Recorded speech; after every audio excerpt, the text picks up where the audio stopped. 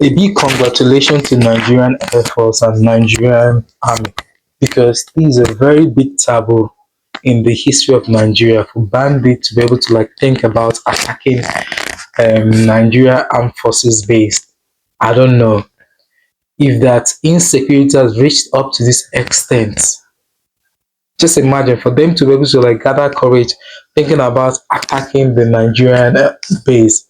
Well, it's a good, it's like, I don't know, but I'm so happy that they didn't succeed. So Nigerian Air Force and Nigerian armed forces were able to like prove the reasons why they are still like, forget about all the things going on. You see, like the last video that was published, bandits killing Nigerians armed forces, a lot of this kind of things that was going on there. But for them to be able to like have the capability or think about going to attack the armed forces in their base is something else. That's the level of like, I don't know, the insecurity has become something else for them to think about they can succeed or like take over the base. Just imagine if there's something like that happened. So Nigerian armed forces were able to like prove and like they destroyed them, they recovered a lot of things, a lot of their armed forces, a lot of things because the bandits, if you check from the video, you see that they came prepared. A lot of things like, I don't know, they were shooting, throwing their own missiles, everything, but Nigerian army were able to show them, even though they came when they felt like everyone is resting, but always a soldier. So we should not always underestimate our Nigerian armed forces because we know some of the things going on, but if you know, you know. But I big congrats to them being able to conquer this and come out victorious, and some of the weapons and everything that were recovered from this fight. So it's a big victory to even we Nigerians. We know we are all proud of this and we are all happy for something like this in history. So a lot of times there have always been Nigerians going to the bandits trying to destroy them, but for them to be able to think about that, like they felt like they can now come to our base and win us. So I think it's highly time they have to wipe them out. So wipe out this bandit because I don't know what is holding the delay.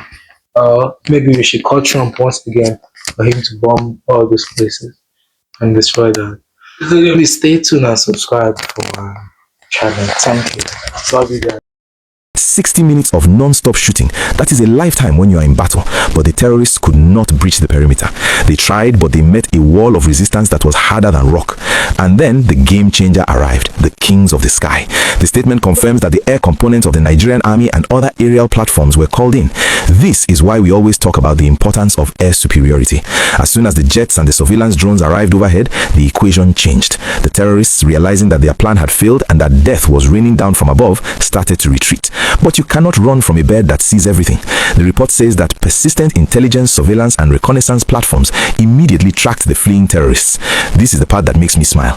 They thought they could just disappear back into the bush like they usually do, but the drones followed them, marked their withdrawal routes, and the fighter jets pursued them. The military uses the word neutralized, but let us speak plain English. They were wiped out. The precision strikes on their escape route resulted in scores of dead terrorists. It was a massacre of the wicked. The statement confirmed that evidence from the scene showed the terrorists suffered heavy casualties.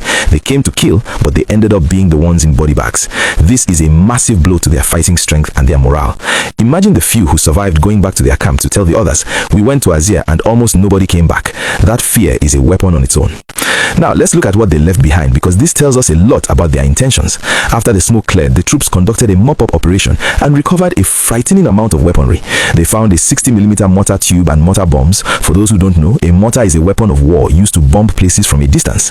They also found locally fabricated explosives, heavy machine gun rounds, and hundreds of rounds of 7.62mm NATO ammunition. This was not a kidnapping mission. This was a siege. They came prepared for a long war, but they couldn't last more than an hour against the firepower of the Nigerian state. I want to pause here and ask you, the viewer, a serious question.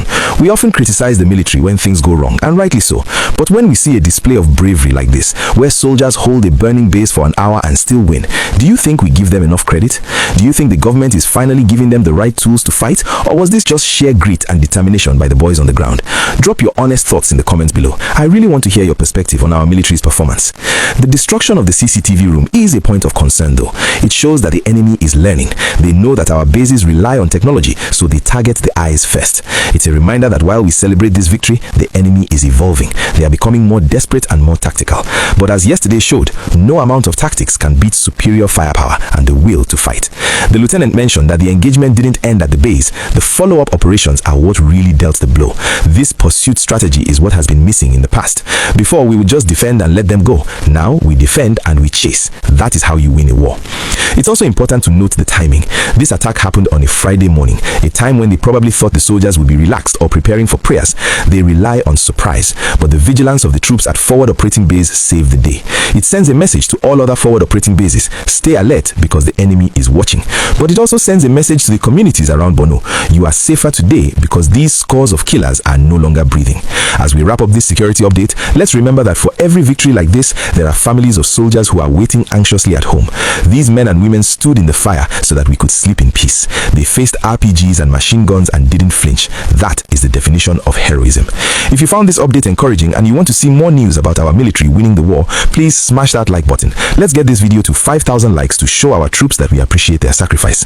And if you are not yet a subscriber, please do it now. We will be tracking the aftermath of this attack and bringing you more updates from the front lines. Stay safe, stay vigilant, and remember, evil can only thrive when good men do nothing. And yesterday, our good men did something very big.